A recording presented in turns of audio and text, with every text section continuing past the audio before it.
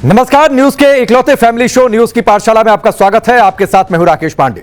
सबसे पहले आपको बता दूं कि आज पाठशाला में क्या क्या है और कौन कौन सी क्लास आज लगने वाली है। डबल पैसा, नौकरी, सैलरी, मोदी शाह ने बंगाल के लिए आज कौन सा खजाना खोल दिया कि ममता बनर्जी के होश उड़ गए और इसका असर क्या चुनाव में पड़ेगा। बीजेपी जीती तो मछली अंडा खाने को नहीं मिलेगा, अमित शाह ने इस आरोप पर क्या जवाब दिया और क्या इससे ममता बनर्जी का नॉनवेज वाला कार्ड फेल हो गया, इसकी चर्चा भी होगी। ममता बनाम मोदी की टक्कर में कौन आगे, बंगाल की वो धमाकेदार ग्राउंड रिपोर्ट आपको दिखाऊंगा जो सबको यकीन मानिए चौंका देगी। बंगाल में ओवैसी के साथ क्या खेल हो गया, उधर मुस्लिम वोटों पर घिरी ममता की अचानक लॉटरी लग गई, इसकी चर्चा भी होगी। अमेरिका ईरान की मीटिंग से पहले पाकिस्तान की भयंकर बेइज्जती हो गई है। इजराइल ने ऐसा क्या किया कि मुनीर शहबाज कांप गए, यह भी आपको बताऊंगा। अमेरिका झुकेगा या फिर ईरान, युद्ध रुकवाने की मीटिंग से पहले क्या होने लगा कि दुनिया की सांसें फिर से अटक गई हैं। युद्ध रुकवाने चला पाकिस्तान, तेल के लिए तरसता रह गया। उधर ईरान ने कैसे भर भर के तेल भारत को भेज दिया, इसकी रिपोर्ट भी आपके सामने रखूंगा। ईरान युद्ध से भी बड़ी मुसीबत में ट्रंप फंस गए हैं। ऐसे कौन से राज खुलने वाले हैं कि ट्रंप की पत्नी भी घबरा गई हैं, यह आपको आज बताऊंगा। ईरान से झटका खाए ट्रंप के खिलाफ बगावत क्या हो रही है। बौखलाए ट्रंप ने अपने ही लोगों को धमकाना क्या शुरू कर दिया, इसकी रिपोर्ट भी आपके सामने रखूंगा। युद्ध के बीच विदेश में बाबा बागेश्वर कहां चले गए, कहां पहुंचे, सनातन की बात करके बाबा बागेश्वर ने दुनिया को क्या मंत्र दे दिया, उस मंत्र की जानकारी आपको दूंगा। और आखिर में सोचा है कभी में आज बात होगी कि शगुन के लिफाफे के साथ साथ 1 रुपए का सिक्का क्यों रखा जाता है, क्या आप जानते हैं, इसकी भी बातचीत होगी। लेकिन सबसे पहले देखिए दिन भर का रिवीजन।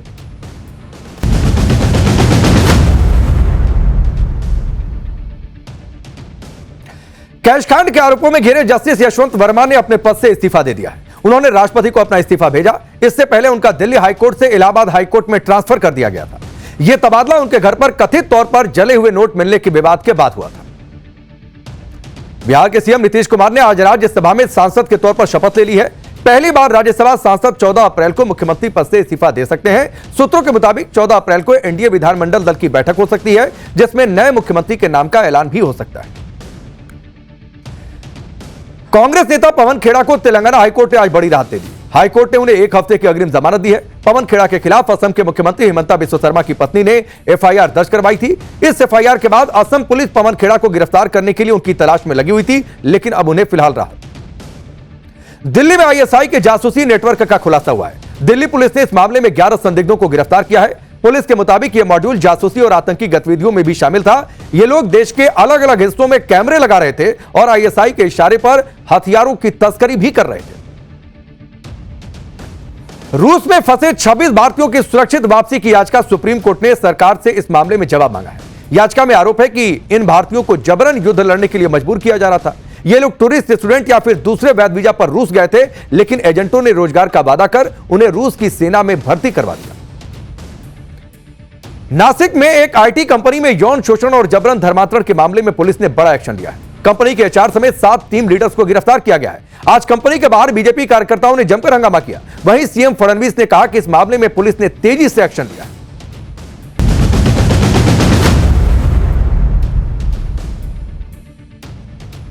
और अब चलिए दिन भर के रिवीजन के बाद आज पाठशाला की पहली क्लास। डबल पैसा, नौकरी, सैलरी, मोदी शाह ने बंगाल के लिए आज कौन सा खजाना खोल दिया कि ममता बनर्जी के होश उड़ गए। बीजेपी जीती तो मछली अंडा खाने को नहीं मिलेगा, जो ममता बनर्जी आरोप लगा रही थी, इस पर अमित शाह ने आज क्या जवाब दिया कि ममता बनर्जी का नॉनवेज कार्ड फेल हो गया, जिसकी चर्चा हो रही है। ममता बनाम मोदी की टक्कर में कौन आगे, बंगाल की वो धमाकेदार ग्राउंड रिपोर्ट जो सबको चौंका दी। सवाल यह भी कि बंगाल में ओवैसी के साथ क्या खेला हो गया। उधर मुस्लिम वोटों पर घिरी ममता की अचानक क्या लॉटरी लग गई, यह क्यों कहा जा रहा। बंगाल में नरेंद्र मोदी और अमित शाह की जोड़ी ने ममता बनर्जी के होश उड़ा रखे। आज तो कुछ ऐसा हुआ कि ममता बनर्जी के लिए यह चुनाव और भी ज्यादा मुश्किल हो गया, क्योंकि पहले ही ममता बनर्जी एसआईआर से लेकर अधिकारियों की ट्रांसफर, पोस्टिंग और घुसपैठियों के मुद्दे तक हाथ पांव पटक रही थी। लेकिन आज तो ममता बनर्जी के उस दांव की काट लेकर बीजेपी आ गई, जो दांव ममता बनर्जी की चुनावी ताकत रहा है। आज हम इसके बारे में आपको बताएंगे, क्योंकि आप यह देखिए कि कल ही बंगाल में पीएम मोदी ने 6 गारंटियां दी थी और कहा था कि उनकी सरकार आ रही है, पार्टी की सरकार आ रही है।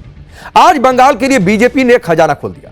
ममता बनर्जी महिलाओं और युवाओं को जितना पैसा देने का चुनावी वादा कर रही हैं, उससे डबल पैसा देने का वादा बीजेपी ने कर दिया। इसके अलावा नौकरी को लेकर, सैलरी को लेकर और दूसरे मुद्दों पर भी बीजेपी ने ऐसे ऐसे वायदों के धमाके किए जो ममता बनर्जी के लिए नया चैलेंज बन गए हैं कि इसका जवाब कैसे दिया जाए। बीजेपी अपने मैनिफेस्टो में चुन चुनकर ऐसे वादे लेकर आई जो ममता बनर्जी की सियासी जमीन को हिला सकते हैं, उनके वोट बैंक में सिरमारी कर सकते हैं। पहला बड़ा वादा हो गया यूसीसी लागू करने से लेकर घुसपैठियों को भगाने तक, महिलाओं को हर महीने 3,000 रुपए देने से लेकर बेरोजगारों को भत्ता देने तक। बीजेपी के हर बड़े वादे के बारे में आपको जानकारी दूंगा। बीजेपी के वादों पर ममता बनर्जी ने क्या कहा, क्या ममता बनर्जी अपनी सीट भवानीपुर में उन्हें हार का डर सताने लगा है, ममता की सीट पर कितने वोट कट गए यह भी आपके सामने जानकारी रखूंगा। बंगाल के एसआईआर को लेकर सुप्रीम कोर्ट से ममता बनर्जी के लिए क्या बड़ी खबर आ गई, चुनाव आयोग ने कैसे ममता बनर्जी को नया झटका दे दिया, यह सब पूरी रिपोर्ट आपके सामने रखूंगा। आपको यह भी बताएंगे कि बंगाल में चुनाव लड़ने वाले ओवैसी के साथ आज खेल क्या हो गया और इससे कैसे ममता बनर्जी के लिए अचानक लॉटरी लग गई, इसकी चर्चा हो रही है और कैसे यह ट्विस्ट पूरा चुनाव पलट सकता है। लेकिन पहले देखिए कि बंगाल में मचे सियासी घमासान की आज की झलक क्या रही।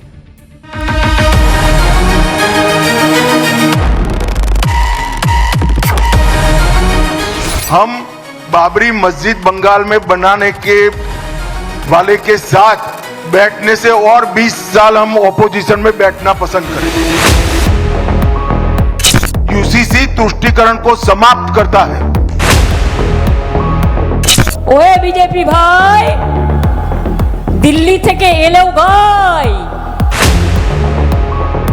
ममता जी को जो करना है वो करे। पूरे देश में जहां भारतीय जनता पार्टी की सरकारें हैं यूसीसी लागू हो कर रहे हैं। সাপকে বিশ্বাস করতে পারে, নাগ দেবতা নাগিনী দেবতা, কিন্তু মনে রাখবেন বিজেপিকে বিশ্বাস করবেন না। पूरे देश की नजर इस वक्त बंगाल चुनाव पर है। बंगाल विपक्ष का बड़ा राज्य है। ममता बनर्जी इंडी गठबंधन की वो नेता है जो पिछले 2 चुनाव से बंगाल में बीजेपी पर हावी है। लेकिन इस बार बंगाल का चुनाव बहुत अलग है, क्योंकि पिछली बार ममता बनर्जी को अच्छी खासी टक्कर दे चुकी बीजेपी इस बार नई रणनीति के साथ मैदान में उतरी है।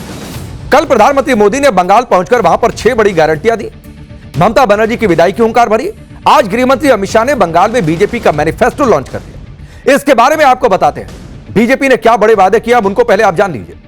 हर महिला को 3,000 रुपए महीने की आर्थिक सहायता दी जाएगी। इस फॉर्मूले पर पहले कई राज्यों में जीत मिल चुकी है। बेरोजगार युवाओं को हर महीने 3,000 रुपए की आर्थिक मदद। घुसपैठियों को पकड़ कर बंगाल से बाहर किया जाएगा। 6 महीने में बंगाल में यूसीसी यानी यूनिफॉर्म सिविल कोड को लागू कर दिया जाएगा। यह भी आज जोर देकर अमित शाह ने बात कही। बंगाल में कटमनी के कल्चर को खत्म किया जाएगा। दावा यह है कि अधिकांश बंगाल की जनता इससे पीड़ित है। 15 साल में टीएमसी के राज में जो भ्रष्टाचार हुआ उस पर श्वेत पत्र लाने की भी बात है। 5 साल में बंगाल में 1 करोड़ नौकरी और स्वरोजगार का वायदा भी किया गया है। सभी सरकारी कर्मचारियों और पेंशन भोगियों के लिए डीए भी सुनिश्चित किया जाएगा। साथ ही 45 दिन के अंदर 7वां वेतन आयोग लागू किया जाएगा। बंगाल में आयुष्मान भारत योजना लागू करने का भी वादा है। इसके साथ ही जितनी भी राजनीतिक हिंसा हुई है उसकी जांच के लिए सुप्रीम कोर्ट के रिटायर्ड जज की निगरानी में कमीशन बनाकर उसकी पूरी जांच करवाई जाएगी। पुराने चाय बागानों को पुनर्जीवन और दार्जिलिंग टी ब्रांड को विश्व प्रसिद्ध बनाने के लिए कमीशन बनाने का भी वादा है। पीएम किसान योजना में 3,000 रुपए की अतिरिक्त राशि दी जाएगी बंगाल में, जिससे बंगाल के किसानों को 9,000 रुपए सालाना मिलेंगे। नए समुद्री बंदरगाह, प्रमुख नदियों पर पुल और सुंदरबन से दार्जिलिंग तक राष्ट्रीय राजमार्ग का वादा है। बंगाल की विरासत को मजबूत करने के लिए वंदे मातरम संग्रहालय बनाने का भी बीजेपी ने आज अपने मैनिफेस्टो में ऐलान कर दिया। ये बीजेपी के घोषणा पत्र के कुछ ऐसे बड़े वादे हैं जो हमने आपको बताए हैं। बीजेपी ने बंगाल के विकास का रोड मैप सामने रखा। वो सोनार बांग्ला का वादा कर रहे हैं। बंगाल को लेकर बीजेपी ने जो बड़े वादे किए उसमें यूसीसी की बहुत चर्चा हो रही है। सुनिए यूसीसी यानी यूनिफॉर्म सिविल कोड को लेकर आज अमित शाह ने क्या कहा। भारतीय जनता पार्टी शासित कई राज्यों ने common civil code, uniform civil code लागू किया है। हम 6 माह के अंदर ही बंगाल के अंदर यूसीसी को लागू कर सभी नागरिकों के लिए एक ही कानून बंगाल में हो वो सुनिश्चित करेंगे। यूसीसी तुष्टीकरण को समाप्त करता है और यूसीसी की रिकमेंडेशन भारतीय जनता पार्टी की नहीं है, संविधान सभा की है। मगर तुष्टीकरण की राजनीति के कारण इन लोगों ने इतने साल लटका कर रखा है। ममता जी को जो करना है वो करे। पूरे देश में जहां भारतीय जनता पार्टी की सरकारें हैं यूसीसी लागू हो कर रहे हैं। इससे पहले यही वादा असम में बीजेपी ने किया था। अमित शाह ने कहा कि जब सरकार बन जाएगी तो 3 महीने के अंदर वहां पर यूसीसी लेकर आएंगे। अब बंगाल में सरकार बनने के बाद 6 महीने में यूसीसी लागू करने का वादा कर बड़ा दांव बीजेपी ने खेला है। यूसीसी का मुद्दा लाकर बीजेपी ने ममता बनर्जी को फंसा दिया एक तरीके से, क्योंकि ममता बनर्जी यूसीसी के कड़ा विरोध करती आई हैं। इधर बीजेपी ने यूसीसी का वादा किया, उधर इसकी काट के लिए ममता बनर्जी ने एनआरसी का मुद्दा छेड़ दिया। ममता बनर्जी ने कहा कि सांप का विश्वास कर लेना, लेकिन बीजेपी का नहीं। सुनिए उन्होंने क्या कुछ कहा। সাপকে বিশ্বাস করতে পারেন, নাগ দেবতা নাগিনী দেবতা, কিন্তু মনে রাখবেন বিজেপিকে বিশ্বাস করবেন না। করলেন আর গেলেন। আসামে মনে আছে এনআরসি করে 19 লক্ষ লোকের নাম বাদ দিয়েছিল, তার মধ্যে 13 লক্ষ ছিল হিন্দু আর 6 লক্ষ ছিল মুসলমান। তাদের ডিটেনশন ক্যাম্পে পাঠানো হয়েছিল। अब सवाल तो यह भी है, जिस तरीके से साहब की चर्चा ममता बनर्जी ने की कि बीजेपी के वायदों मैनिफेस्टो को देखकर क्या उन्हें सियासी जमीन खिसकती नजर आई, क्या डर सताया चुनावी नतीजों का। सवाल यह भी कि एनआरसी की बात क्या लोगों को डराने के लिए, वोट बैंक के लिए। ममता बनर्जी बीजेपी पर फायर है। उधर घुसपैठियों के मुद्दे पर अमित शाह ममता बनर्जी को घेर रहे हैं। टाइम्स नाउ नव भारत से एक्सक्लूसिव बातचीत में आज गृह मंत्री अमित शाह ने कहा कि ममता बनर्जी घुसपैठियों को अपना वोट बैंक मानती है, लेकिन जब बीजेपी की सरकार आएगी तो 45 दिन में घुसपैठियों पर एक्शन होगा। सुनिए। ममता बनर्जी कह रही हैं कि ये घुसपैठ नहीं रुकेगा क्योंकि सेंटर मदद नहीं करता। सेंटर को भूमि चाहिए और ममता जी भूमि रोक कर बैठी। वो घुसपैठियों को अपना वोट बैंक मानती है। हमें 45 दिन में हमारी सरकार बनने के बाद भारत सरकार को पूरा हम भूमि दे देंगे और घुसपैठ जरूर रुक करेंगे।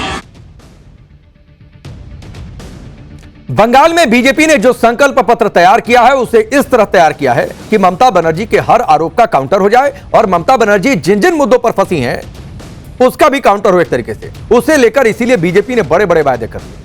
जैसे ममता बनर्जी की गेम चेंजर योजना, लक्ष्मी भंडार योजना की काट के जवाब में महिलाओं को 3000 रुपए देने का ऐलान। ममता बनर्जी बार बार यह आरोप लगाती हैं कि बीजेपी बंगाली भाषा के खिलाफ है, बंगाल की संस्कृति के खिलाफ है। इसके जवाब में Vande Mataram museum, culture centre बनाने जैसे वादे बीजेपी ने कर दिए। ममता बनर्जी अक्सर बाहरी बनाम बंगाली का मुद्दा उठाकर बीजेपी को फंसाती हैं, घिरती हैं, लेकिन आज अमित शाह ने दो टूक कह दिया कि सीएम बंगाल से ही होगा। बंगाल में महिला सुरक्षा एक बड़ा मुद्दा है। संदेश खाली से लेकर आरजीकर मेडिकल कॉलेज वाले केस में ममता बनर्जी की जमकर फजीहत हुई। उधर बीजेपी ने ऐसे मामलों की जांच के लिए कमीशन बनाने का ऐलान कर दिया।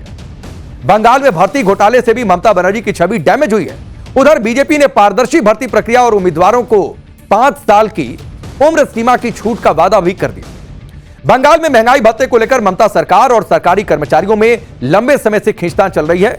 उधर बीजेपी ने सभी कर्मचारियों को महंगाई भत्ता और 7वें वेतन आयोग लागू करने का वादा कर ममता बनर्जी को फंसा दिया और अपने वोट बैंक को के दायरे को बढ़ाने की कोशिश की। ममता बनर्जी यह माहौल बना रही थी कि बीजेपी सत्ता में आई तो मांस मछली खाना मुश्किल हो जाएगा।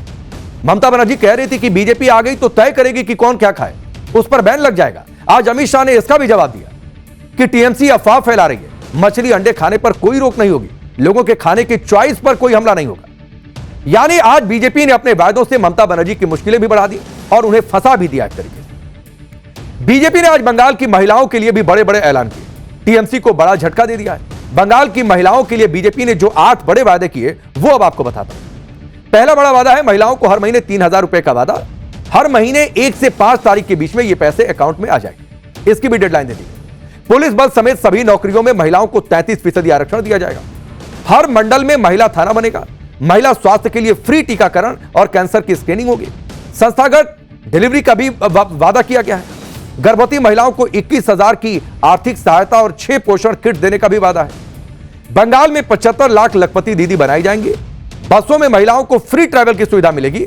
संदेश खाली समेत ऐसे मामलों की रिटायर्ड महिला जज से जांच करवाई जाएगी। दरअसल पश्चिम बंगाल में महिला मुख्यमंत्री और इसको लेकर बार बार यह होता है कि महिलाओं के हक की सबसे ज्यादा बात वो करती हैं, इसलिए महिलाओं के लिए अलग से वादा बीजेपी ने किया। इन वायदों में सबसे बड़ा वादा है 3000 रुपए की आर्थिक मदद। यह वो वायदा है जो बंगाल में ममता बनर्जी की सबसे लोकप्रिय लक्ष्मी भंडार योजना की काट है।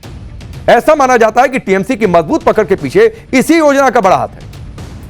ममता बनर्जी ने इस योजना को साल 2021 में शुरू किया था। सामान्य वर्ग की महिलाओं को 1000 रुपए महीना और SC/ST वर्ग की महिलाओं को 1200 रुपए महीने दिए जाते थे। इस साल के बजट में भी ममता बनर्जी ने लक्ष्मी भंडार योजना की राशि बढ़ा दी। सामान्य वर्ग की महिलाओं के लिए राशि बढ़ाकर 1500 रुपए कर दी गई और SC/ST वर्ग की महिलाओं के लिए 1700 रुपए महीने। बंगाल में करीब 2 करोड़ 42 लाख महिलाएं इस योजना की लाभार्थी हैं और ये ममता बनर्जी की बड़ी सियासी ताकत मानी जाती हैं। लिहाजा बीजेपी की नजर इस बड़ी ताकत पर। दावा है कि 2021 में ममता बनर्जी की जीत में इस योजना ने बहुत बड़ा रोल निभाया था। ऐसे में बीजेपी ने बंगाल की महिलाओं को 3000 रुपए महीने का वादा करते हुए ममता बनर्जी को बड़ी टेंशन दे दी। अब आप यह देखिए कि बंगाल में महिला वोटर्स कैसे चुनाव दर चुनाव ममता बनर्जी के लिए गेम चेंजर साबित होती आई हैं। उसके बाद आप यह समझेंगे कि बीजेपी ने यह वायदा किया। साल 2021 के बंगाल की महिलाओं का वोटिंग प्रतिशत पुरुषों के मुकाबले थोड़ा ज्यादा था, यानी चुनावी प्रक्रिया में बंगाल की महिलाएं ज्यादा एक्टिव रही। साल 2021 में टीएमसी को 50% महिला वोट मिले और बीजेपी को 36%। तो यह जो गैप था 14% का, यह अंतर बड़ा पैदा कर गया। साल 2024 में यह आंकड़ा और बढ़ गया।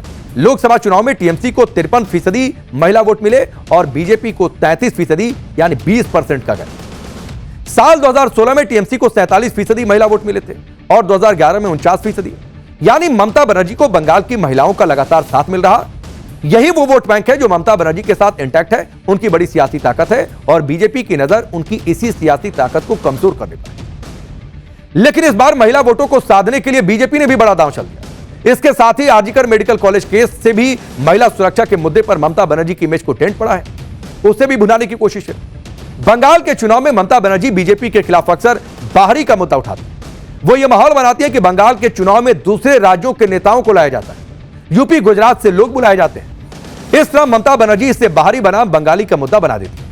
लेकिन आज इस मुद्दे की काट के लिए भी अमित शाह ने ऐलान कर दिया कि बीजेपी का जो भी सीएम होगा वो बंगाली ही होगा, बाहर से नहीं होगा। सुनिए। देखो, हम तो कोई वंश परंपरागत पार्टी नहीं है कि दीदी के बाद भतीजा बनेगा। कोई भी बंगाली बन सकता है। बंगाल का ही बासिंदा भारतीय जनता पार्टी बंगाल का मुख्यमंत्री बनेगा। अब जरा भी चिंता न करिए, वो सक्षम भी होगा, योग्य भी होगा, लीडर भी होगा और सुशासन को प्रस्तावित भी करेगा।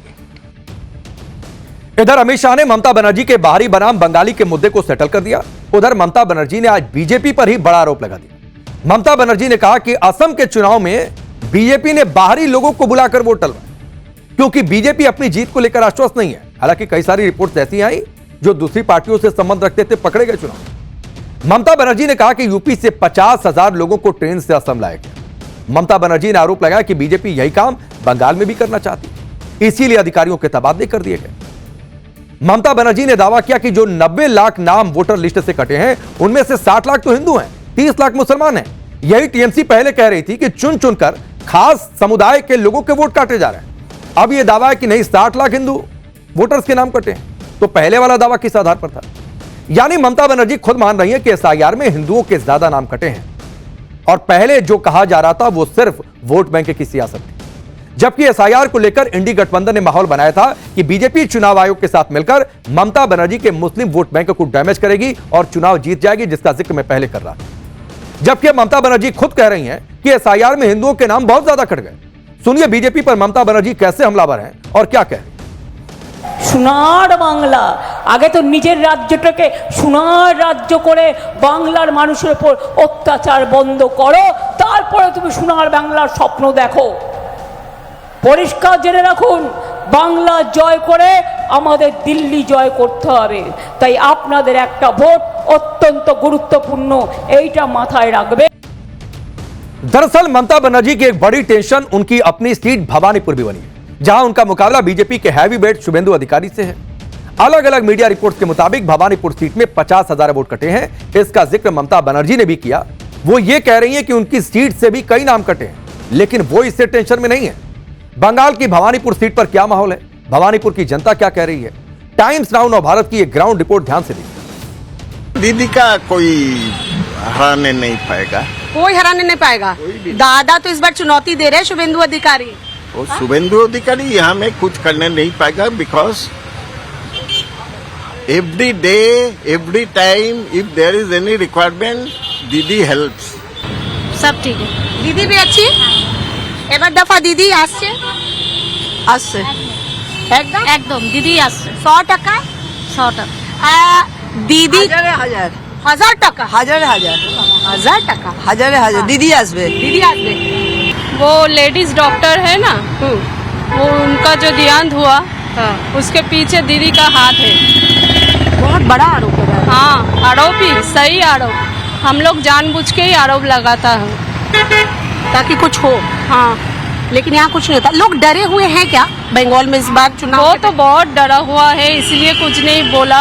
অফিস में কি চর্চা কোন আসছে কোন যাচ্ছে মমতা বন্দ্যোপাধ্যায় हाँ? মমতা বন্দ্যোপাধ্যায় ममता दीदी আসছে ऑब्वियसली 100%। अच्छा इस बार भवानीपुर का चुनाव इंटरेस्टिंग होगा या एक तरफा ये बहुत सहज सवाल किया है मुझे, ये सवाल का बहुत सहज सहज सवाल है। आंसर ममता बंद्योपाध्याय। हाँ, बंगाल की जनता काफी चुप है सब लग रहा है मत के दिन ही बस जवाब तूफान से देंगे आने के पहले का सन्नाटा है। तूफान मतलब आएगा टीएमसी कुछ। के लिए खतरा कुछ न कुछ तो जरूर होने वाला है। ओ बाबा ये की दीदी के बाड़ी के पास हम खड़े हैं और ये कोई दिक्कत नहीं है, अब जो सच्चाई है वही है। For in my opinion, if we take when Bhawanipur mein election would be coming, I don't think Mamata Banerjee is going to win this time. ओ क्या बात Let's see. Then the Bhawanipur में दीदी हार जाएंगे हार जाएगी। नंदीग्राम में हार गई चला वो तो उनका आप देख लेना। भवानीपुर हार जाएंगी हाँ, भवानीपुर तो आप नहीं लगता ना मुझे भी नहीं लगता उतना भी Dissatisfied over there. Have you seen the roads? If you see everywhere. Bhawanipur में जो भवानीपुर घर है भवानीपुर जो मारवाड़ी और सिख का जो वहाँ ये है ना, इस बार ममता के अगेंस्ट वो लोग हम लोग को लगता है वो वोट देंगे। लगता है अब भवानीपुर का रिजल्ट क्या वाकई तूफानी रहता है? 4 मई का इंतजार कीजिए, बहुत दूर है नहीं। बंगाल में इस वक्त ममता बनर्जी के लिए एसआईआर का मुद्दा ही सबसे बड़ा है। वो ये भरोसा दे रही हैं कि इसके लिए वो फिर से सुप्रीम कोर्ट जाएंगे, जो नाम कटे हैं उनको फिर से जुड़वाएंगे। हालांकि चुनाव आयोग ने कल ही दूसरे चरण की वोटर लिस्ट को भी फ्रीज कर दिया है। अब यह मामला एक बार फिर से सुप्रीम कोर्ट पहुंच गया है। सुप्रीम कोर्ट इस मामले में सुनवाई के लिए तैयार भी हो गया है। अगली सुनवाई 13 अप्रैल को होगी। हालांकि कोर्ट ने इस मामले में तुरंत सुनवाई की मांग को खारिज कर दिया। सुप्रीम कोर्ट में यह अर्जी दी गई कि बंगाल के जिन 27 लाख से ज्यादा वोटर्स के नाम काटे गए हैं उनका मामला अभी ट्रिब्यूनल में है और इसी बीच चुनाव आयोग ने वोटर लिस्ट को फ्रीज कर दिया। इस पर सुप्रीम कोर्ट ने कहा कि वो इस मुद्दे को अगली सुनवाई में देखेंगे, अगर जरूरी लगा तो उचित आदेश पास भी कर देंगे। चुनाव आयोग के मुताबिक अभी तक 27 लाख लोगों ने ट्रिब्यूनल में सुनवाई के लिए ऑनलाइन अपील की है। यानी एसआईआर की प्रक्रिया के दौरान जिन 27 लाख लोगों के 2 लाख लोगों की बातचीत हो रही है और 27 लाख लोगों के जो कटने की बात हो रही है, वोट जो है उस पर सस्पेंस अभी बाकी है। अगली सुनवाई में सुप्रीम कोर्ट क्या फैसला करेगा इस पर सबकी नजर है। बंगाल के बाद मुर्शिदाबाद और मालदा 2 ऐसे जिले हैं जहां एसआईआर की प्रक्रिया के दौरान बड़े पैमाने पर वोट कटे। ये दोनों जिले मुस्लिम बहुल हैं और बांग्लादेश बॉर्डर से सटे हुए। इन दोनों जगहों पर चुनाव को लेकर क्या माहौल है, उससे जुड़ी ये ग्राउंड रिपोर्ट आपकी। बंगाल में बदलाव होगा या दीदी आएगी दीदी आएगी दीदी आएगी आपने की এবার दीदी की दादा दीदी क्या लग रहा है इस बार बंगाल में क्या लग रहा है कि बदलाव होगा या ठीक है दीदी अच्छी है उधर तो सब यही बोलते थे नहीं हो सकता है और नहीं भी हो सकता है, मालूम नहीं। লাগছে টিএমসি आ रही है हाँ हाँ दीदी আসছে 100% हाँ सीट कितना सीट तो 278 না কত এরকম seat। 294 सीट है दीदी को कितना मिलेगा প্রায় আপনার 250 পার হয়ে যাবে। अरे बाबा रे 250 पार दीदी हाँ, दीदी के लिए कुछ बोलेंगी দিদি মানুষের জন্য যে সমস্ত উন্নয়ন করেছে মেয়েদের জন্য বেশি করেছে। दीदी আসবে কি দাদা দিদি আসবে हाँ দিদি আসবে दीदी আসবে হ্যাঁ। हाँ टका मिल रहा है হ্যাঁ 1,500 করে হ্যাঁ मिल रहा है हाँ। फायदा है यही से दीदी आएगी হ্যাঁ हाँ? হ্যাঁ দিদি और आएगी। दीदी के लिए क्या बोलेंगे नारा क्या लगाएंगे दीदी के लिए वो सब कुछ बोलेंगे, दीदी हमारा जान है प्राण है सब। क्यों कभी दीदी का खेल बिगाड़ेंगे क्या नहीं बिगाड़ पाएंगे। दीदी का खेल नहीं बिगड़ेगा। ये बताओ क्या लग रहा है इस बार बंगाल में खेला होगा ভালো ভালো बालो खेला हाँ? लग रहा है दीदी थोड़ा परिवर्तन भी प्रयोजन है। हम लोग लड़की लोग की सिक्योरिटी बहुत ज्यादा ये एक जरूरी मुद्दा है ये जरूरी है सिक्योरिटी होनी चाहिए तो महिला सुरक्षा इस बार तो मुद्दा बनने वाला है पश्चिम बंगाल के चुनाव में हमारा है हवा खाने के लिए थोड़ा थोड़ा बहुत गर्मी है ना। हाँ हाँ लाल कलर लाल झंडा नहीं आएगा लाल झंडा नहीं नहीं आएगा आएगा तो पंजाब वो हुमायूं का झंडा आएगा हुमायूं হুমায়ুন का झंडा आएगा এবার দেখা কি লাগছে सब বলছে দাদা আসছে না দিদি আসছে এদিকে তো হুমায়ুন का भी दादा का कोई बात नहीं है, दीदी ही रहेगा। दीदी ठीक है। पूरे वेस्ट बंगाल में दीदी छोड़ के कुछ नहीं है। इस बार तो हुमायूं कबीर धोखा दे दिए ना दीदी को। हुमायूं कभी धोखा दिया, हुमायूं की सीट मिलेगा नहीं, पता नहीं, वो नहीं। का सीजन भी आने हाँ वाला जी, है। हाँ जी, आ रहा है। हाँ। इधर क्या लग रहा है इस बार फाइट है किसके किसके बीच? हाँ ऑफ कोर्स टीएमसी जीतेगा of course. Of course TMC जीतेगा, ये देखो कॉन्फिडेंस है। हाँ, मालदा में कितनी सीटें निकाल ले जाएगी टीएमसी? लगभग I think it's more than 190 something. Malda से नहीं, मतलब पूरा बंगाल की पूरा बात कर रहा हूँ। बंगाल 190 टीएमसी हाँ, आ जा जाएगी। सकता है। तो इस बार परिवर्तन की जरूरत है भी कि नहीं? हाँ, थोड़ा बहुत परिवर्तन का जरूरत है। जो चीज दीदी का बाकी है काम वो करना चाहिए। इस बार बहुत ही चांस है बीजेपी का, क्योंकि हिंदू थोड़ा जाग गया है। अगली बार की तरह नहीं है, अभी हिंदू जाग गई है, तो लगता है बीजेपी आ जाएगा। टीएमसी को तो कमजोर कहीं ना कहीं हुमायूं मालदा में कांग्रेस आएगा और बंगाल में टीएमसी आएगा, मालदा में कांग्रेस। आप सहमत हैं? বিজেপি কে नहीं आना चाहिए। তো এবার দফা কি লাগছে বাঙ্গাল চুনামে কি হবে? ওটা আমি জানি না। হ্যাঁ, ওটা আমি জানি খেলা না। হবে হবে হবে খেলা তো হবে। तो क्या वाकई बंगाल में खेला होगा? मुर्शिदाबाद हाल फिलहाल वैसे भी सियासी तौर पर ज्यादा चर्चा में रहा है। एक और फैक्टर की बात करते हैं। बंगाल में मुस्लिम वोटों को लेकर जो लड़ाई हो रही है उसमें एक फैक्टर हुमायूं कबीर और ओवैसी भी, जिनका गठबंधन ममता बनर्जी का खेल बिगाड़ने वाला था और यह चर्चा बड़ी जोरों शोरों से चल रही थी। लेकिन अचानक खुद ओवैसी का खेल बिगड़ गया, क्योंकि हुमायूं कबीर का एक वीडियो वायरल हो गया जिससे टीएमसी को उन आरोपों को दोहराने का मौका मिल गया जिसमें टीएमसी कहती रहती है कि हुमायूं कबीर और ओवैसी जैसे लोग तो बीजेपी की पीठ है। जैसे ही हुमायूं कबीर पर आरोप लगे तो ओवैसी ने देर नहीं लगाई और तुरंत कह दिया कि गठबंधन अब नहीं है। बंगाल में ऐलान कर दिया कि ओवैसी की पार्टी हुमायूं कबीर की पार्टी एजेयूपी से गठबंधन तोड़ रही है, अकेले चुनाव लड़ेगी बंगाल। एमआईएम ने अपने सोशल मीडिया हैंडल पर लिखा, हुमायूं कबीर से जुड़े खुलासों से यह जाहिर हो गया कि बंगाल के मुसलमान कितने कमजोर हैं। एमआईएम ऐसे किसी भी बयान से खुद को नहीं जोड़ सकती जिससे मुसलमानों की गरिमा पर सवाल उठे। आज की तारीख में एमआईएम ने कबीर की पार्टी के साथ अपना गठबंधन तोड़ लिया।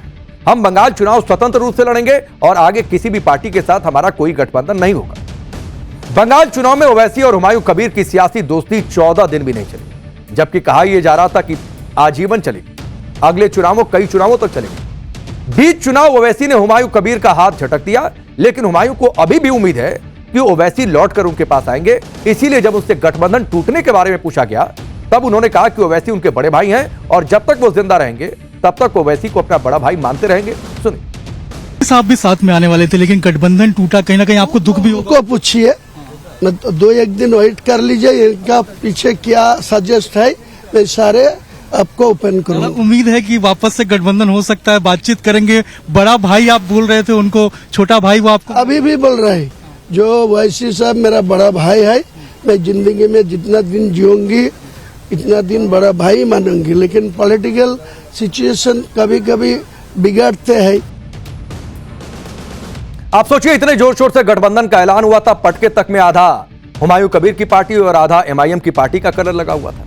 लेकिन ओवैसी ने हुमायूं कबीर से गठबंधन इसलिए तोड़ लिया क्योंकि हुमायूं कबीर पर आरोप लग रहे कि उनके बीजेपी से सांठगांठ है। इसको लेकर अपुष्ट वीडियो भी वायरल हो रहा है, लेकिन हुमायूं कबीर इन आरोपों से साफ तौर पर इनकार कर रहे हैं। आज जब गृहमंत्री अमित शाह से इस पर सवाल किया गया तो उन्होंने साफ साफ कह दिया कि बीजेपी और हुमायूं कबीर नॉर्थ पोल और साउथ पोल की तरह हैं, जिनका मिलना कभी संभव नहीं है। सुनिए। भाई, आप ममता जी की क्षमताओं से अनजान हो। ममता जी ऐसे 2000 वीडियो बना सकती है। हुमायूं कबीर और Bharatiya Janata Party south pole north pole है, कभी हमारा मेल नहीं खा सकता। हम बाबरी मस्जिद बंगाल में बनाने के वाले के साथ बैठने से और 20 साल हम ऑपोजिशन में बैठना पसंद करेंगे। सवाल था, सवाल में दो टूक जवाब भी था और जवाब यह था कि यह सब तो साजिश है।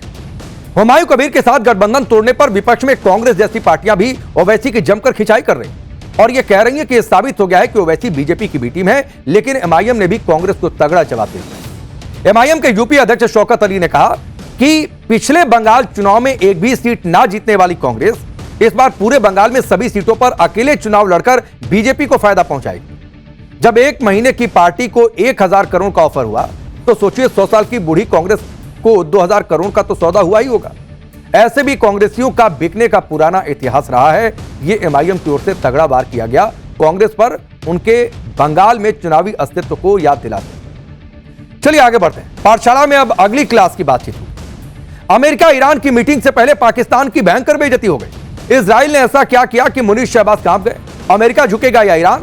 युद्ध रुकवाने की मीटिंग से पहले क्या होने लगा कि दुनिया की सांसें फिर से अटक गई हैं कि कल क्या होगा।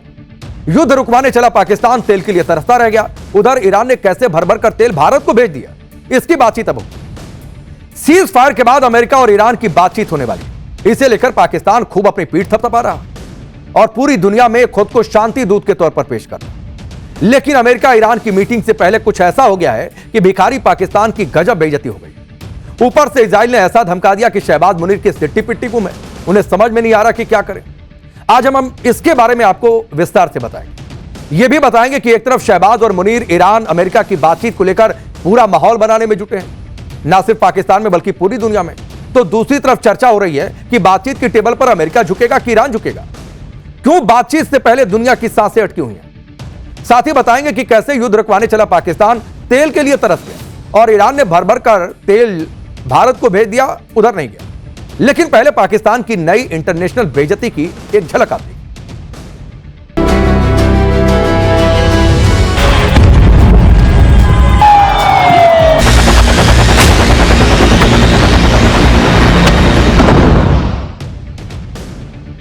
सबसे पहले बात डींगे हाँक रही पाकिस्तान की ही कर लेते हैं, क्योंकि अमेरिका ईरान की बातचीत को लेकर पाकिस्तान अपने लिए खूब माहौल बना रहा है पूरी दुनिया में।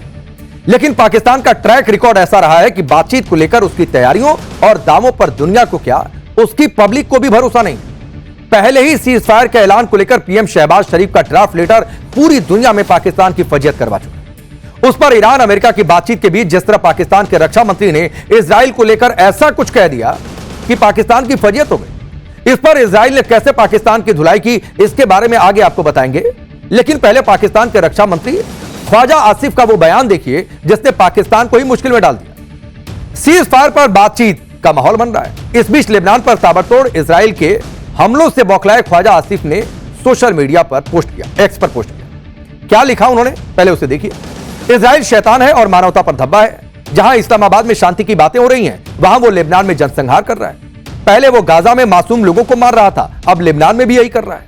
ख्वाजा आसिफ आगे लिखते हैं कि उसका खून खराबा बेरोक टोक जारी है। जिन लोगों ने यूरोपीय यहूदियों से छुटकारा पाने के लिए फिलिस्तीनियों की जमीन पर इस कैंसरनुमा देश को बना दिया, वो जहन्नुम की आग में चले। यह ख्वाजा आसिफ ने सोशल मीडिया पर लिखा। अब लिखना था तो सामने से रिएक्शन भी आना था। ख्वाजा आसिफ के बयान पर इजराइल बुरी तरह भड़क गया और इजराइल के प्रधानमंत्री कार्यालय से लेकर दूसरे नेताओं ने पाकिस्तान की जमकर क्लास लगा दी। पीएम नेतन्याहू के दफ्तर ने सोशल मीडिया एक्स पर पोस्ट किया। पाकिस्तान के रक्षा मंत्री की ओर से इजराइल के खात्मे की कामना करना बेहद आपत्तिजनक है। यह दो टूक नेतन्याहू के दफ्तर से कहा गया। किसी भी सरकार से, खास तौर पर उस सरकार से जो खुद को शांति का मध्यस्थ बताती हो, उससे ऐसे बयान की उम्मीद नहीं की जा सकती। वहीं इजराइल के विदेश मंत्री ने क्या लिखा वो भी आप देखिए। इजराइल उस सरकार की ओर से आए यहूदी विरोधी और झूठे खून खराबे के आरोपों को बेहद गंभीरता से देखता है, जो खुद को शांति का मध्यस्थ बता रहा है। उसका यहूदी राष्ट्र को कैंसरग्रस्त कहना दरअसल उनके विनाश की मांग करने जैसा है। इजराइल उन आतंकियों के खिलाफ अपनी रक्षा करेगा जो उसके खात्मे की कसम खाते हैं, यानी एक तरीके से पाकिस्तान को आईना दिखाया कि आतंकी मुल्क हो। अमेरिका में इजरायली राजदूत येचियल ने ख्वाजा आसिफ को बयान के लिए अंजाम भुगतने का इशारा भी कर दिया। उन्होंने ख्वाजा आसिफ को वार्निंग देते हुए ट्वीट किया। आयतुल्लाह ने भी डेथ टू इजराइल के नारे लगाए और अब एक सो कॉल्ड मध्यस्थ भी उसी भाषा को दोहरा रहा है। मिस्टर आसिफ, आप मध्यस्थ नहीं हैं, आप ही समस्या है। भले ही यह तुम्हें हताश करे, लेकिन इजराइल लेबनान में टिका रहेगा, इस पर कोई बातचीत नहीं होगी। और अगर ज्यादा उड़ोगे तो उसी हिसाब से इलाज, यह भी संदेश दे दिया गया इस बयान के जरिए। इजराइल के पाकिस्तान और ख्वाजा आसिफ पर इस ट्वीट स्ट्राइक का असर तुरंत दिख गया। पाकिस्तान तुरंत बैकफुट पर गया, लगा कि पूरा मामला कहीं पलट न जाए। शहबाज और मुनीर घबरा गए। ख्वाजा आसिफ ने बिना देर लगाए इजराइल पर किया गया यह पोस्ट डिलीट कर दिया गया, क्योंकि मैसेज दे दिया गया था कि जो पूरा माहौल बना रहे हैं उसका कबाड़ मत करो, यह पोस्ट डिलीट करो। लेकिन यह भी देखिए कि ख्वाजा आसिफ ने इजराइल के खिलाफ जो जहर उगला, यह सोच पाकिस्तान में अचानक पैदा नहीं हुई। दरअसल मुस्लिम देशों का खलीफा बनने के लिए पाकिस्तान भारत ही नहीं, इजराइल को भी अपना दुश्मन कहता रहा। भारत और इजराइल पर दिया ख्वाजा आसिफ का यह पुराना बयान आप सुनिए। इजराइल के हाथों ही पाकिस्तान की इंटरनेशनल बेइज्जती के बीच अमेरिका के उपराष्ट्रपति जेडी वेंस पाकिस्तान के लिए निकल चुके हैं। हालांकि अब तक ईरानी डेलीगेशन के पाकिस्तान पहुंचने या पाकिस्तान के लिए रवाना होने की कोई पुष्ट खबर अभी तक आई नहीं। रिपोर्ट्स के मुताबिक ईरान लेबनान को भी सीजफायर में शामिल करने के लिए अड़ा हुआ है। लेकिन इन सबके बीच पाकिस्तान में अमेरिका और ईरान के बीच बातचीत के लिए टेबल सज चुकी है, माहौल सज चुका है। कल ही पाठशाला में हमने आपको बताया था कि किस तरह ईरान अमेरिका बातचीत के लिए इस्लामाबाद में लॉकडाउन लगा दिया गया, पूरा शहर बंद है। जिस होटल में बातचीत होनी है उसके आसपास के 3 किलोमीटर के इलाके को पूरी तरह खाली कर दिया गया। पाकिस्तान में होने वाली ईरान और अमेरिका की बातचीत में जिन पॉइंट्स पर चर्चा होनी है उनमें क्या पॉइंट्स हैं उसकी एक झलक मैं आपको दिखाता हूं। पहला पॉइंट यह है कि ईरान का न्यूक्लियर प्रोग्राम, जिसमें ईरान चाहता है कि उसे यूरेनियम संवर्धन का पूरा अधिकार मिले, उस पर कोई रोक टोक ना हो और बेरोक टोक उसका परमाणु कार्यक्रम जारी रहे। वहीं अमेरिका का कहना है कि ईरान में कोई यूरेनियम संवर्धन नहीं होगा, ईरान को अपना सारा हाई लेवल एनरिच्ड यूरेनियम बाहर करना होगा और न्यूक्लियर फैसिलिटीज को बंद करना होगा या फिर सीमित करना होगा। दूसरा पॉइंट है जिस पर बातचीत होगी कि स्ट्रेट ऑफ हॉर्मुज को लेकर ईरान चाहता है कि उसका स्ट्रेट ऑफ हॉर्मुज पर पूरा कंट्रोल बना रहे। ईरान वहां से गुजरने वाले जहाजों से फीस वसूलने का भी प्लान तैयार कर रहा, इसका एक प्रपोजल भी पेश किया जाए। वहीं अमेरिका चाहता है कि स्ट्रेट ऑफ हॉर्मुज पूरी तरह खुला रहे और सुरक्षित हो और बिना किसी रुकावट और बिना किसी फीस के जहाज वहां से गुजर सके। तीसरा पॉइंट है जिस पर चर्चा होगी बैलिस्टिक मिसाइल को लेकर, उसके प्रोग्राम को लेकर। ईरान लंबी दूरी की मिसाइलों को अपनी सुरक्षा के लिए जरूरी बताता रहा, वहीं अमेरिका ईरान की लंबी दूरी की मिसाइलों पर रोक लगाना चाहता है। इजराइल की तो आपत्ति शुरुआत से रही। चौथा पॉइंट है जिस पर चर्चा होगी सैंक्शंस हटाना। ईरान चाहता है कि उस पर लगे सभी अमेरिकी और अंतर्राष्ट्रीय प्रतिबंध तुरंत हटा दिए जाएं, उसके फ्रोजन एसेट्स उसे वापस मिल जाए और नुकसान जो युद्ध के चक्कर में हुआ है उसका मुआवजा भी मिले। पर अमेरिका का कहना है कि सैंक्शंस पर राहत तो दी जा सकती है लेकिन शर्तों के साथ। पांचवा पॉइंट है जिस पर चर्चा होगी कि खाड़ी देशों से अमेरिकी सेना की वापसी। ईरान चाहता है कि अमेरिका खाड़ी देशों से अपनी सेना वापस बुलाए, इन देशों में अमेरिकी सेना के सभी बेस बंद हो जाए और ईरान पर भविष्य में हमला नहीं होने की लिखित में गारंटी मिले। अब जाहिर सी बात है, जितना बड़ा बेस है और जितना बड़ा आधार है अमेरिका का जो फैलाव है खाड़ी देशों में, अमेरिका इस पर सहमत नहीं है। वो खाड़ी देशों में अपनी मौजूदगी बनाए रखना चाहता है। सुनिए, पाकिस्तान में होने वाली अमेरिका ईरान बातचीत के लिए रवाना होने से पहले अमेरिका के उपराष्ट्रपति जेडी वेंस ने इस पर क्या कहा। तो जेडी वेंस ने कह दिया कि आ तो रहे बातचीत करने के लिए, बातचीत करोगे सही माहौल में बातचीत करेंगे, बातचीत सही माहौल में नहीं होगी, नहीं नतीजा निकलेगा तो उसका भी इलाज है। अब यह भी देखिए कि पाकिस्तान में ईरान और अमेरिका की बैठक में किस किस के शामिल होने की चर्चा हो रही है। टीम अमेरिका में जेडी वेंस होंगे, अमेरिका के उपराष्ट्रपति हैं। स्टीव विटकॉफ होंगे, अमेरिकी राष्ट्रपति ट्रंप के विशेष दूत हैं। जेरेड कुशनर होंगे जो कि डोनाल्ड ट्रंप के दामाद हैं। ब्रैड कूपर होंगे जो अमेरिकी नेवी के एडमिरल हैं, वो भी इसमें शामिल हो सकते हैं। अब टीम ईरान में कौन कौन होगा वो भी आप देख लीजिए। मोहम्मद बागेर गालिबाफ होंगे, ईरान की संसद के स्पीकर हैं। अब्बास अराक्ची जो कि ईरान के विदेश मंत्री हैं और मजीद खाची ईरान के उप विदेश मंत्री, ये इस पैनल में बातचीत के हिस्सा हो सकते हैं। पाकिस्तानी मीडिया की रिपोर्ट्स के मुताबिक शहबाज शरीफ और मुनीर के अलावा पाकिस्तान के विदेश मंत्री इशाक डार और एनएसए आसिम मलिक भी इस बैठक में शामिल हो सकते हैं। लेकिन पाकिस्तान की पब्लिक और वहां के पत्रकारों को ही भरोसा नहीं है कि पाकिस्तान की मध्यस्थता में बातचीत क्या कामयाब हो पाएगी। उनका कहना है कि पाकिस्तान इतना अच्छा निगोशिएटर होता तो अफगानिस्तान और भारत के साथ युद्ध जैसे हालात कभी नहीं बनते। आप भी सुनिए पाकिस्तानी पत्रकार क्या चर्चा कर। तो पाकिस्तान के लोगों को भरोसा नहीं है कि जो पूरा माहौल बन रहा है इसका कोई सकारात्मक नतीजा निकलेगा क्या। इधर पाकिस्तान में ईरान और अमेरिका के बीच बातचीत की जोर शोर से तैयारियां चल रही हैं। उधर बातचीत से ठीक पहले ईरान के सुप्रीम लीडर मुस्तफा खामेनी ने नया बयान जारी कर हड़कंप मचा दिया। ईरान के सरकारी टीवी चैनल में पढ़े गए मुस्तफा खामेनी के बयान में साफ कहा गया है कि ईरान की बहादुर सेना अमेरिका इजराइल हमले में मारे गए सुप्रीम लीडर और शहीदों का बदला लेने के लिए तैयार है। ईरान स्ट्रेट ऑफ हॉर्मुज के मैनेजमेंट को लेकर एक नए युग में प्रवेश करने जा रहा है। माना जा रहा है कि मुस्तफा खामेनी के इस बयान का इशारा स्ट्रेट ऑफ हॉर्मुज से गुजरने वाले जहाजों से टोल वसूलने को लेकर है और यह संदेश दिया गया कि टोल तो वसूलेंगे, बाकी बातचीत में देखेंगे। ऐसे में मुस्तफा खामेनी के नए बयान से ट्रंप तिलमिला गए। ट्रंप ने फट से सोशल मीडिया पर पोस्ट कर दिया और क्या लिखा वो उसे सुनिए। ऐसी रिपोर्ट्स है कि स्ट्रेट ऑफ हॉर्मुज से गुजरने वाले जहाजों से ईरान फीस वसूल रहा, उन्हें बिल्कुल ऐसा नहीं करना चाहिए और अगर वो ऐसा कर रहे हैं तो अभी कभी इसे रोक देना चाहिए। आगे ट्रंप ने लिखा कि ईरान स्ट्रेट ऑफ हॉर्मुज से तेल को गुजरने देने के मामले में बहुत खराब काम कर रहा है। कुछ लोग तो इसे शर्मनाक कहेंगे, हमारे एग्रीमेंट में भी ऐसा नहीं है। खैर एग्रीमेंट में क्या है वो कल जब बातचीत होती है तो उसमें बातचीत होगी।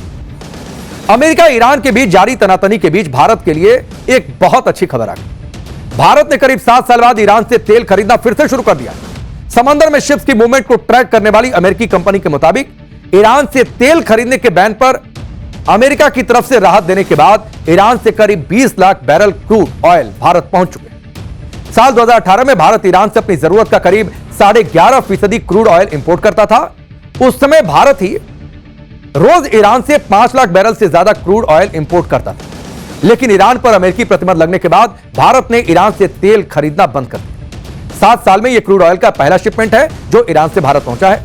अमेरिका की तरफ से ईरानी तेल खरीदने पर दी गई राहत 19 अप्रैल तक लागू रहेगी। ऐसे में अभी ईरान से और भी क्रूड ऑयल भारत पहुंच सकता है और भारत इसका फायदा भी उठा रहा है।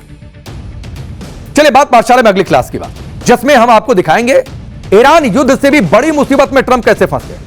ऐसे कौन से राज खुलने वाले हैं कि ट्रंप की पत्नी भी घबरा गई है। ट्रंप की तो बात छोड़िए, ईरान से झटका खाए ट्रंप के खिलाफ बगावत क्या हो रही है। बौखलाए ट्रंप ने अपने ही लोगों को धमकाना क्यों शुरू कर दिया।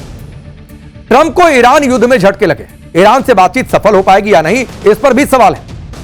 ट्रंप युद्ध की वजह से अमेरिका में अपने ही लोगों के टारगेट पर है।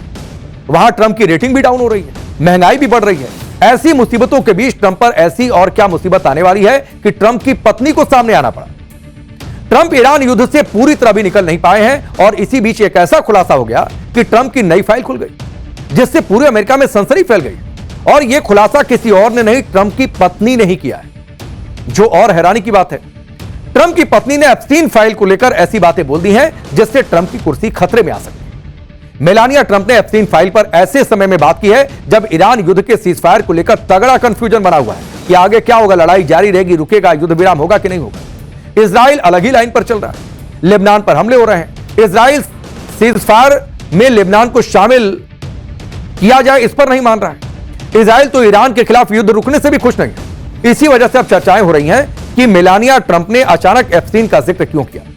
क्या इजराइल ने ट्रंप की कोई कमजोर नस दबा रखी है? क्योंकि एप्स्टीन फाइल में ट्रंप पर कई गंभीर आरोप हैं। सवाल यह भी है कि क्या एप्स्टीन फाइल की दोबारा चर्चा के पीछे इजराइल है और उसका इस युद्ध से कोई कनेक्शन है? ये सारी बातें पब्लिक के साथ साथ अमेरिकी मीडिया में भी हो रही। खुद ट्रंप भी हैरान है कि ये हो क्या रहा है। अभी तो सब ठीक चल रहा था। पहले ईरान युद्ध और अब एप्स्टीन फाइल की चर्चा से ट्रंप की बौखलाहट भी बढ़ रही है और इसी बौखलाहट में ट्रंप अपनी ही टीम पर हमले कर रहे हैं। ईरान को धमकाते धमकाते ट्रंप अपने ही लोगों को धमकाने पर उतर आए। उधर अमेरिका में ट्रंप के खिलाफ बगावत जैसे हालात दिख रहे हैं। ट्रंप को लेकर नए खुलासे के बारे में आपको सब बताएंगे, लेकिन पहले इस हंगामे की एक झलक आप देखिए।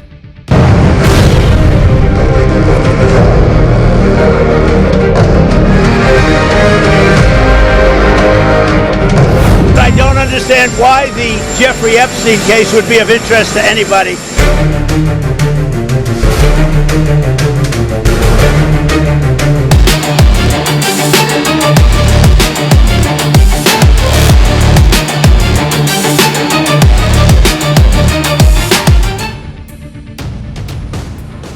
जब ईरान युद्ध शुरू हुआ था तो कई लोगों ने कहा था कि एप्स्टीन फाइल्स को दबाने के लिए कहीं ईरान युद्ध तो शुरू नहीं किया गया।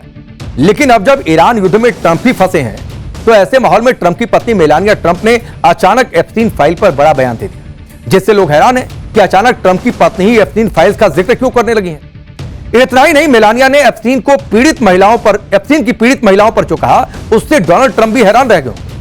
मेलानिया ने क्या कहा वो भी आप जानिए। मेलानिया ने कहा कि एप्स्टीन सर्वाइवर्स के लिए अमेरिकी संसद में पब्लिक सुनवाई की जाए। एप्स्टीन फाइल की सच्चाई के लिए पारदर्शिता बहुत जरूरी है। मेलानिया ट्रंप ने यह भी कहा कि एप्स्टीन से उनका कोई संबंध नहीं था। एप्स्टीन की पीड़ित हर महिला को गवाही का अधिकार भी मिलना चाहिए। मेलानिया ट्रंप ने एप्स्टीन सर्वाइवर्स के लिए बात करने के साथ खुद को भी क्लीन चिट दे दी। लेकिन सवाल यही है कि अचानक एप्स्टीन पर बोलने की जरूरत क्या पड़ गई? क्यों मेलानिया ने इसका जिक्र किया?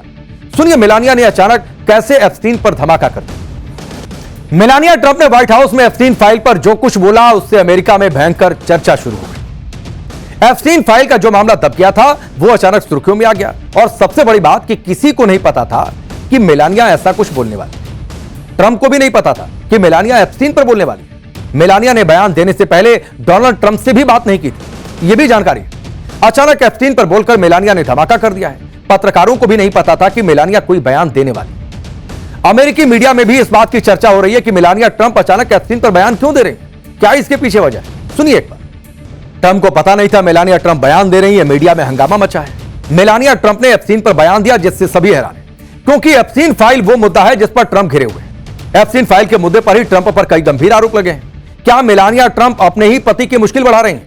अब देखिए, डोनाल्ड ट्रंप पर आरोप है कि एप्स्टीन की पार्टियों में अश्लील हरकतें करते थे। आरोप है कि एप्स्टीन आइलैंड में ट्रंप ने कई लड़कियों से संबंध बनाए थे। ट्रंप पर लड़कियों के साथ मारपीट के आरोप भी लगे। एप्स्टीन फाइल में ट्रंप की लड़कियों के साथ कई तस्वीरें भी वायरल हुई हैं। यानी एप्स्टीन केस में ट्रंप फंसे हुए हैं और ऐसे में मेलानिया का अचानक से एप्स्टीन पर बयान देना लोगों को समझ में नहीं आ रहा कि ये क्या हुआ, क्यों हुआ, कैसे हुआ। क्योंकि डोनाल्ड ट्रंप ने खुद कहा था कि एप्स्टीन केस में किसी को क्या दिलचस्पी हो सकती है, यह बहुत बोरिंग केस है। सुनिए ट्रंप कैसे एप्स्टीन केस को डाउन प्ले करते हैं। अब सोचिए, पहले पूछते थे कि किसी को क्या इंटरेस्ट हो सकता है, लेकिन खुद मेलानिया ट्रंप को इसमें इंटरेस्ट है। अब कुल मिलाकर स्थिति यह है कि अचानक से एप्स्टीन फाइल्स की चर्चा जोर शोर से होने लगी। मेलानिया ने ना तो ट्रंप को बताया, ना ही प्रेस को पता था कि वो एप्स्टीन पर बोलने वाली है। एप्स्टीन पर मेलानिया ट्रंप के बयान की टाइमिंग और उनके इंटेंट यानी मंशा पर सवाल खड़े हुए।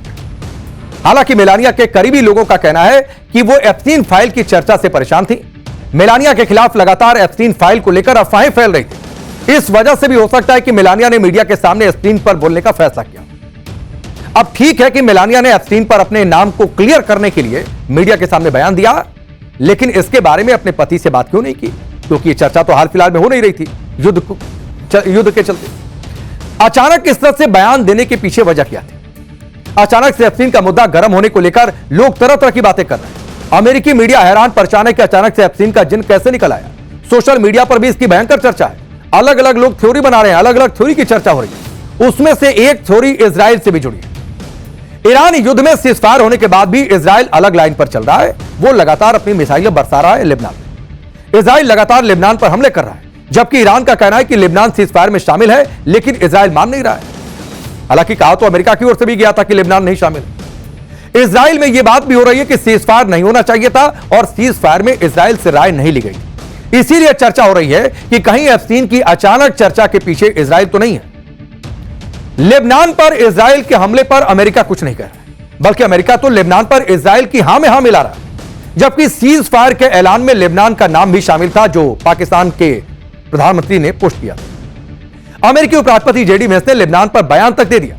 लेबनान को सीज फायर में समझना ईरान की गलतफहमी उन्होंने बताया। इजराइल में सीज फायर के खिलाफ विरोध बढ़ता जा रहा है। ईरान को पूरी तरह से हराने की बातें इजराइल में की जा रही है कि शुरू हुआ है तो इसे हराकर खत्म करो। ऐसे में मेलानिया का एप्स्टीन पर बयान देना क्या सिर्फ संजोग है, या फिर इजराइल के पास ट्रंप की कोई फाइल या कमजोर कड़ी है, जिसे इस्तेमाल करके इजराइल ईरान युद्ध में अपने हिसाब से चीजें करवा रहा है? क्योंकि कहा तो यह भी जाता है कि इजराइल ने ही ट्रंप को ईरान पर हमला करने के लिए तैयार किया था और नेतन्याहू के ही कहने के चक्कर में ट्रंप ने यह लड़ाई छेड़ दी। तो अब सवाल यह है कि क्या सही में इजराइल को ट्रंप के कुछ सीक्रेट्स पता है? अब देखिए, कुछ बातें मैं आपके सामने रखता हूं। 2017 में ट्रंप पर आरोप लगा था कि ट्रंप ने रूस को कई सीक्रेट इंफॉर्मेशन दी थी। 10 मई 2017 को व्हाइट हाउस में ट्रंप ने रूस के साथ आईसिस से जुड़ी कोड वर्ड वाली खुफिया जानकारी साझा की थी। अमेरिका को आईसिस के बारे में यह खुफिया जानकारी इजराइल ने दी थी। इजराइल ने इस जानकारी को रूस के साथ साझा करने से मना किया था, लेकिन ट्रंप ने वो सारी सीक्रेट इंफॉर्मेशन उठाकर रूस के साथ शेयर कर दी। यह इंफॉर्मेशन इतनी सेंसिटिव थी कि रूस इससे पूरे खुफिया तंत्र का पता लगा सकता था। ऐसा होने पर अमेरिका और इजराइल दोनों के जासूसों की जान खतरे में पड़ सकती थी। ट्रंप पर यह भी आरोप लगते रहे कि 2017 में राष्ट्रपति चुनाव जीतने में रूस ने उनकी मदद की थी। कहा तो यह भी जाता है कि ट्रंप और रूस के संबंधों के बारे में इजराइल को जानकारी है। इसी तरह से एप्स्टीन फाइल के बारे में भी कहा जाता है कि इजराइल को ट्रंप के कुछ सीक्रेट्स पता है।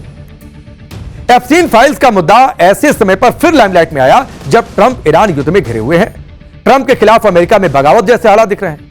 ईरान युद्ध की वजह से ट्रंप की रेटिंग लगातार गिरती जा रही है। ट्रंप के फैसलों और उनके बयानों की जमकर आलोचना हो रही है। ट्रंप के खिलाफ अमेरिका में ही अलग अलग राज्यों में प्रोटेस्ट हो रहे हैं। 29 मार्च को ट्रंप के खिलाफ नो किंग प्रोटेस्ट हुआ। पूरे अमेरिका में करीब 80 लाख लोग सड़क पर उतरे थे और ट्रंप के खिलाफ जमकर नारेबाजी की थी। दूसरी तरफ ट्रंप को हटाने की भी मांग हो रही है।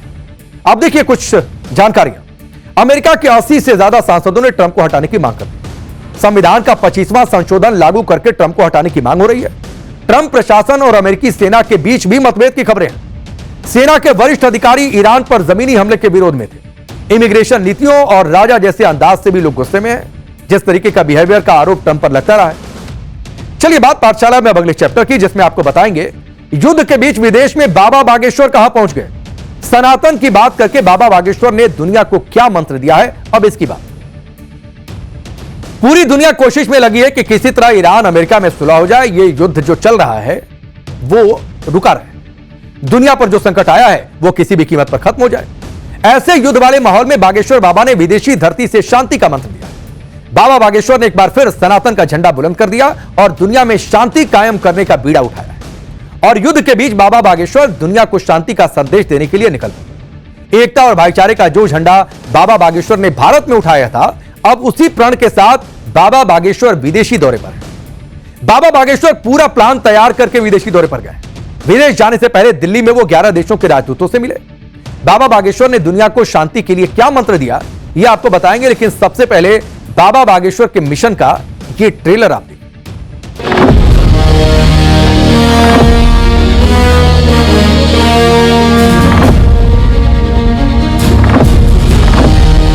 विवाद कोई रास्ता नहीं है, संवाद रास्ता है।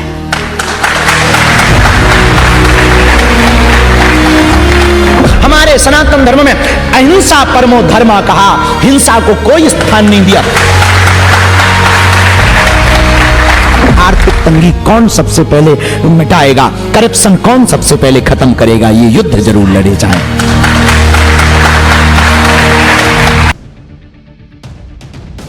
बाबा बागेश्वर 8 दिनों की यात्रा पर ऑस्ट्रेलिया गए।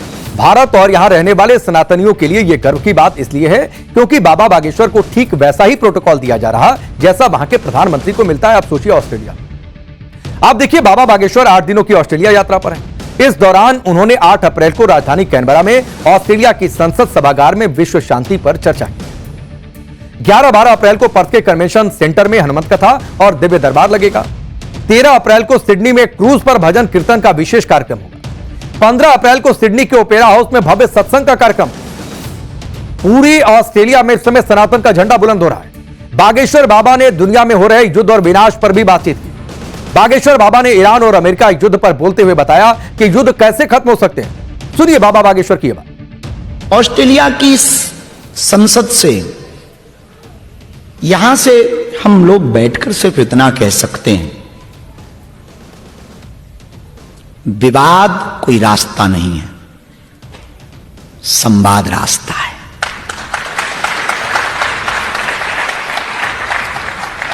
विनाश करना है तो युद्ध को चुना जाए और विकास करना है तो बुद्ध को चुना जाए। किसी को बर्बाद करना है तो शत्रुता को चुना जाए, लेकिन किसी के जीवन में उत्साह और प्रसन्नता भरनी है तो प्रेम के रास्ते को चुना जाए। अब भारत में जहां भी बाबा बागेश्वर जाते हैं उनका क्रेज, उनकी तस्वीरें आपने देखी हैं। ऑस्ट्रेलिया में भी बाबा बागेश्वर का गजब क्रेज देखने को मिल रहा है। ऐसा लग ही नहीं रहा कि बागेश्वर बाबा विदेश में है। ऑस्ट्रेलिया में बाबा बागेश्वर का भव्य स्वागत किया गया। एयरपोर्ट पर बाबा के भक्तों ने उन्हें घेर लिया। जिस तरीके से भारत में होता है, हर कोई बाबा बागेश्वर के दर्शन करना चाहता है, एक झलक पा लेना चाहता था।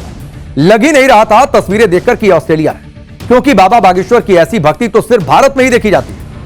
बागेश्वर बाबा की चर्चा ऑस्ट्रेलिया दौरे को लेकर नहीं, बल्कि इस बात के लिए हो रही है कि उन्होंने विदेशी धरती से पूरी दुनिया को बता दिया कि सनातन से शांति आ सकती है। सुनिए बाबा बागेश्वर ने क्या कहा।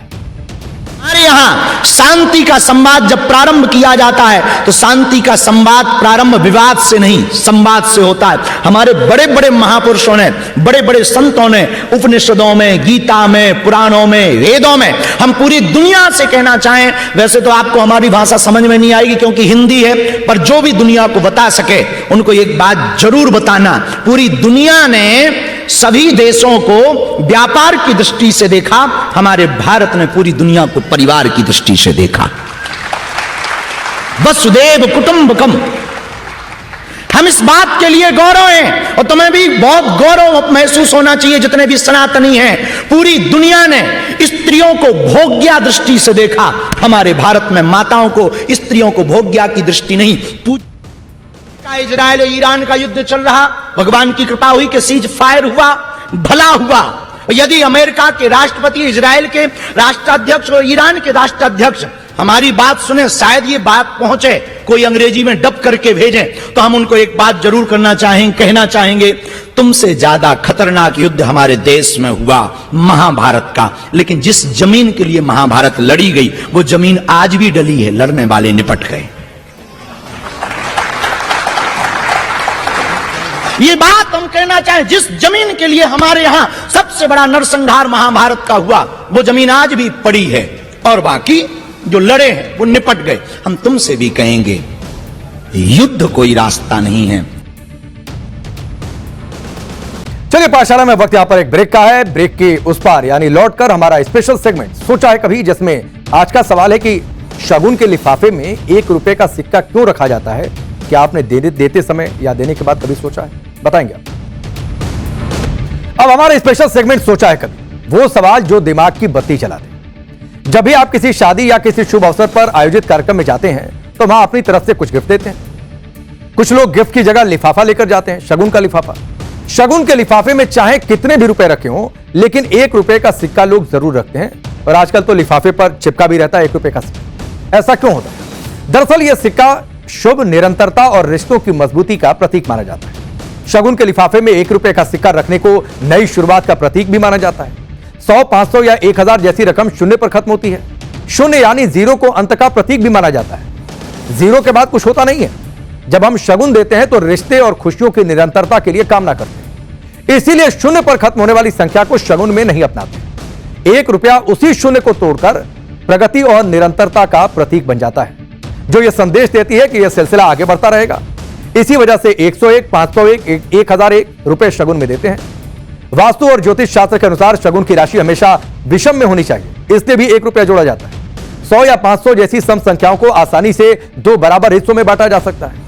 101, 501 या फिर 1001 को आसानी से बराबर भागों में नहीं बांटा जा सकता। यह इस बात का प्रतीक है कि देने वाले और लेने वाले का रिश्ता इतना मजबूत हो जो कोई उसे बांट ना सके। इसके अलावा हिंदू धर्म में सिक्का यानी धातु का अपना अलग महत्व है। सिक्कों को मां लक्ष्मी का अंश माना जाता है, यानी 1 रुपए का सिक्का शगुन के लिफाफे में ऐसे ही नहीं रखते हैं। इसके पीछे सालों पुरानी मान्यताएं हैं जो हिंदू धर्म से जुड़ी हैं। तो अगली बार जब लिफाफा दीजिएगा 1 रुपए का सिक्का जरूर देखिएगा। हाँ, अंदर कितना अमाउंट है ये आपकी अपनी इच्छा होती है।